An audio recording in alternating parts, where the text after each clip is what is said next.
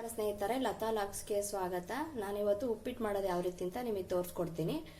ನೋಡಿ, ರವೆ ಹುರ್ಲಿಕ್ಕೆ ಬಾಣಲೆಯಲ್ಲಿ ಇಟ್ಟಿದ್ದೀನಿ. ಮೀಡಿಯಂ 1/4 kg ಅಷ್ಟು ರವೆ ತಗೊಂಡಿದ್ದೀನಿ. 4 ಟೇಬಲ್ ಸ್ಪೂನ್ ಎಣ್ಣೆ ಹಾಕಿದ್ದೀನಿ. ಇವಾಗ ಹಾಕಿದ್ದೀನಿ. ರವೆ ಚೆನ್ನಾಗಿ ಹುರ್ಕೊಂತ ಇದ್ದೀನಿ.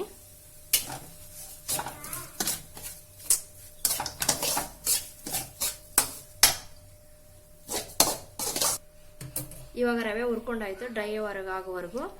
ಇವಾಗ ನಾನು ಉಪ್ಪಿಟ್ಟು ಮಾಡಲಿಕ್ಕೆ ಮತ್ತೆ ಬಾಣಲೆಯಲ್ಲಿ 4 ಟೇಬಲ್ ಸ್ಪೂನ್ ಎಣ್ಣೆನ ಹಾಕಿದ್ದೀನಿ. ಇವಾಗ ಎಣ್ಣೆ ಕಾದಿದೆ. ಇವಾಗ ಅದಕ್ಕೆ ಒಂದು ಸ್ವಲ್ಪ ಸಾಸಿವೆ ಹಾಕ್ತೀನಿ. ಸಾಸಿವೆ, ಒಂದು 2 ಟೇಬಲ್ ಸ್ಪೂನ್ ಆಫ್ ಕಡಲೆ ಬೀಜ. ಇವಾಗ ಒಂದು 2 ಟೇಬಲ್ ಸ್ಪೂನ್ ಕಡಲೆಬೇಳೆ ಹಾಕ್ತಾ ಇದ್ದೀನಿ. 1 2 ಟೇಬಲ್ ಸ್ಪೂನ್ ಅಷ್ಟು ಉದ್ದಿನ ಬೇಳೆನೂ ಸಹಿತ ಹಾಕ್ತಾ ಇದ್ದೀನಿ. ಎಲ್ಲ ಒಂದು ಸ್ವಲ್ಪ ಫ್ರೈ ಮಾಡ್ಕೊತೀನಿ.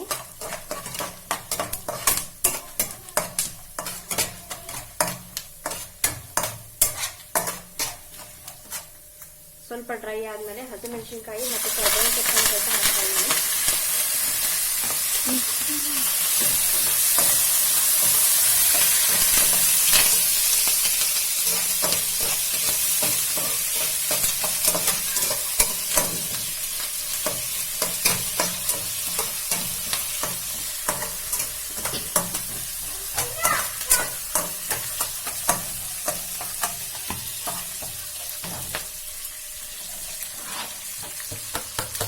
ಟೊಮೆಟೊ ಮತ್ತು ಈರುಳ್ಳಿಯನ್ನು ಹಾಕ್ತಾ ಇದ್ದೀನಿ. ಟೊಮೆಟೊನ 1 ತಗೊಂಡಿದ್ದೀನಿ, ಈರುಳ್ಳಿಯನ್ನು 2 ತಗೊಂಡಿದ್ದೀನಿ ದೊಡ್ಡದು. ಹಸಿಮೆಣಸಿನಕಾಯಿ 4 ರಿಂದ 5 ತಗೊಂಡಿದ್ದೆ.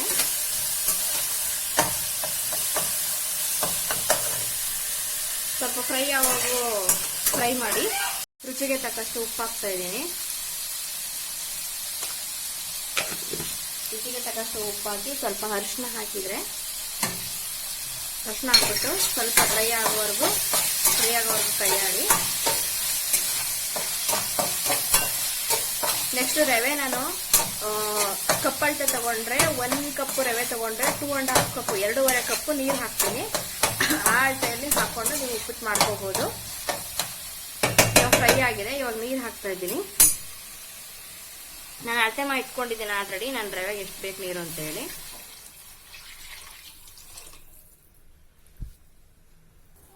ನೋಡಿ ಸ್ನೇಹಿತರೆ, ಇವಾಗ ನೀರು ಮಳ್ತಾ ಇದೆ, ಮಸಾಲೆ ನೀರು ಉಪ್ಪಿಟ್ಟು ಮಾಡಲಿಕ್ಕೆ. ಇವಾಗ ಅದಕ್ಕೆ ರವೆ ಹಾಕ್ತೀನಿ.